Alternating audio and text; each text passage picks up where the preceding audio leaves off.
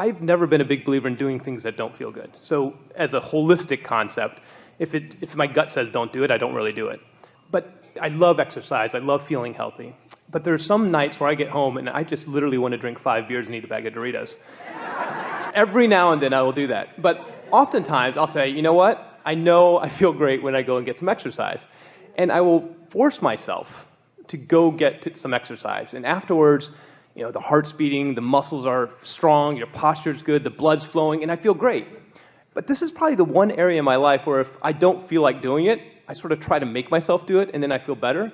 So what's up with that, where I want to eat Doritos and beer and not go exercise, even though I know exercise is going to feel better for me at the end? If you could find, and it's hard to do after the fact, if you could find the thought momentum that led up to that, you would have a clear understanding of what the pre-paving of the beer and Dorito was, and the pre-paving of what the getting to the exercise is, because you can't just take the end result and compare them to each other. You have to understand what the pre-paving momentum of energy was leading up to it. Okay. That's the most significant thing. Another thing is that every desire is really two subjects.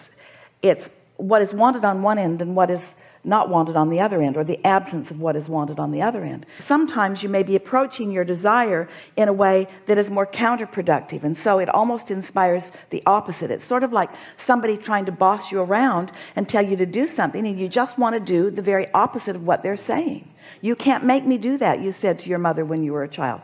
Or maybe you didn't, but maybe you did. But maybe you didn't say it out loud. You're not the boss of me. And so there's some of that going on. But there's another piece here that we are interested in exploring just a little bit with you. And that is,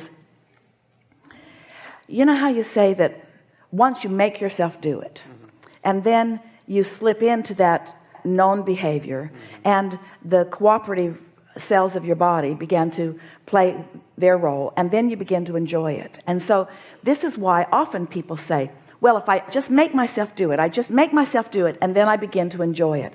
So what this conversation really is about momentum. It's about knowing what you want, and what you want being more dominant, and so it carrying the day.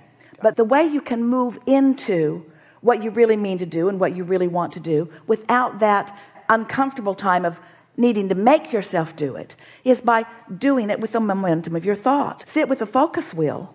A focus wheel, you know about it? Just take a page and draw a circle in the center and draw some circles around the outer edge. And in the center, make a statement of something that really means something. I love my good feeling body, or I love the vitality of my body. And then just make some statements. I love how my body responds, and I love that feeling of euphoria that I get, and I love the way the energy flows through my body, and I so adore that feeling of my heart pumping, and I like that feeling of posture and vitality and invincibility. And just write your way around here before you even get into your running clothes or whatever they are. Do that and then see what happens. Do some momentum before the action. Let the thought be the momentum factor, and then you won't have that having to make yourself do something that you don't want to do. And we are really proponents of never doing anything that you don't feel like doing, because there is counter production that happens during that time you're making yourself do it. You would be better off not doing it during that time. And you say, but it led me to something that was really good. And we say, yeah, and it was almost as good as if you hadn't had to go through that time, but it isn't as good. Even when you get to the good stuff isn't as good as the good stuff would have been, because you had to go through the bad stuff. You follow? It's like taking your train 80 miles an hour that way before you decide to take it 80 miles an hour that way. And we say, don't take it 80 miles an hour that way. Do it with thought. Get your momentum going, and then get into the receptive mode, and then. So when we say we wouldn't do anything that we don't feel like doing, that's the same thing as saying get into the receptive mode and then get into the receptive mode. Really good conversation.